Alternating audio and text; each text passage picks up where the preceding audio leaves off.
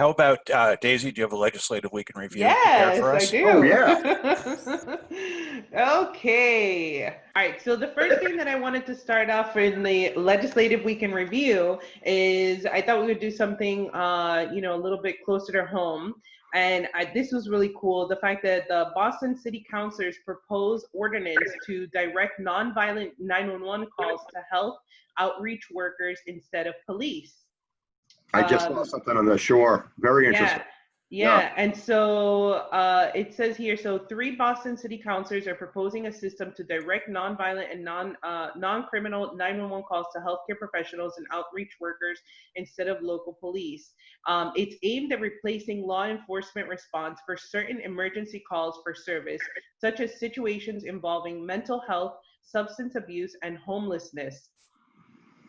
And I So thought that, I love that, especially in the idea of homeless, especially which obviously crosses over into mental health issues. I think a lot of those people probably have a tough time at the hands of police in some situations. I can give you an actual example. I mean, I live in an Yeah. apartment building where we have an underground garage, right? And so I was with my daughter, and this was during that really cold spell we had, I think, in December. And we came home, and we were about to go into where the elevator is, and there's, we saw a blanket and saw some feet sticking out, and my daughter was, really upset, and she was like, "We got to call." And my daughter actually has a master's in social, she had MSW from BU, and she was like, "We got to do something about this." So we called 911, and and this police officer showed up from Quincy, Mass, and I have to say he was the most, gentle, easygoing, older officer, and handled it extremely professionally, and was very gentle with this woman who obviously she was older, she was inebriated, and she was asleep, and she felt really embarrassed about that she was in this situation. But he handled it in the right way. But there's nothing there that couldn't have been handled by a social worker. yeah, Yeah. And I was thinking, like, the police are being social workers. That's really a misuse of the police, their authority, and I think, or not their authority, but I mean their talents and their skills. I think it's right. better to utilize like a social worker in that situation. So I have personal experience where I think this would be an excellent alternative to calling the police for every single kind of uh, little thing that comes up, like somebody falls asleep in their car or whatever. And Sure.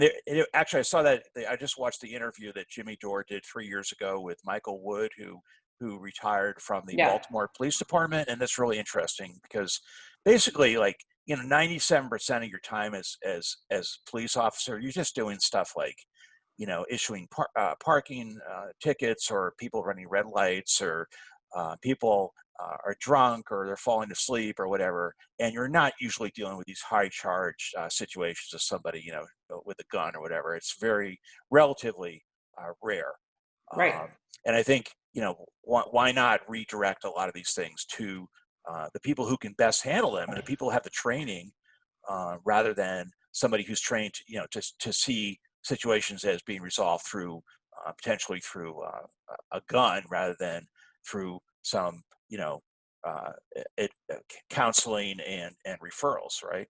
Right, exactly. It's this whole notion of, we're constantly talking about it's the lack of training, it's the training, that's the problem. That's why you have all this police violence, and ultimately, if you have people that are trained specifically to um, heed the call for, like you were saying with the homeless situation, or especially with the issues with mental health. There are a lot of people that suffer from mental health issues, and if you call the police on them, that's a lot of these issues get escalated because these police officers, they don't know how to deal with these people. And it's Yeah. not, and to a big extent, it's not anyone's fault, but it's that we're asking too much of these police officers.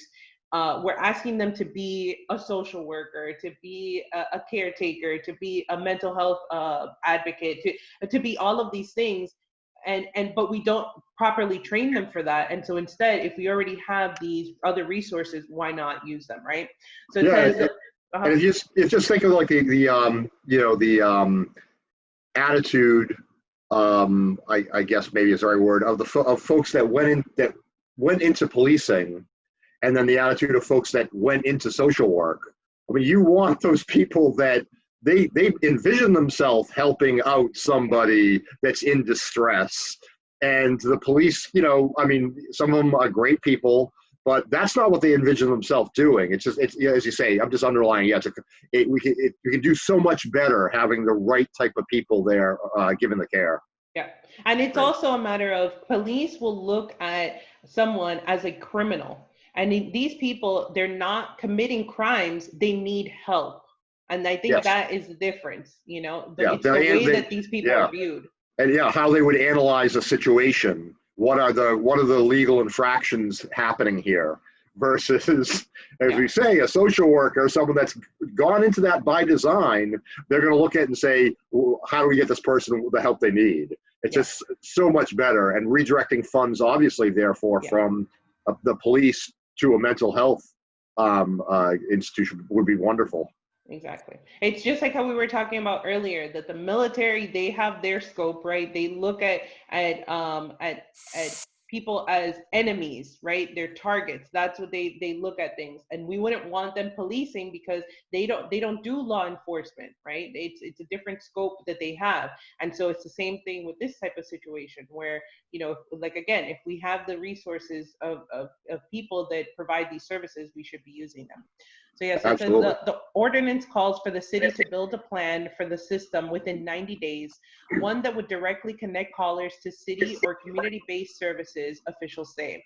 That includes connecting people in need to healthcare professionals, mental health workers, outreach workers specializing in outreach to residents experiencing homelessness, and other unarmed professionals with specialized training, the statement says.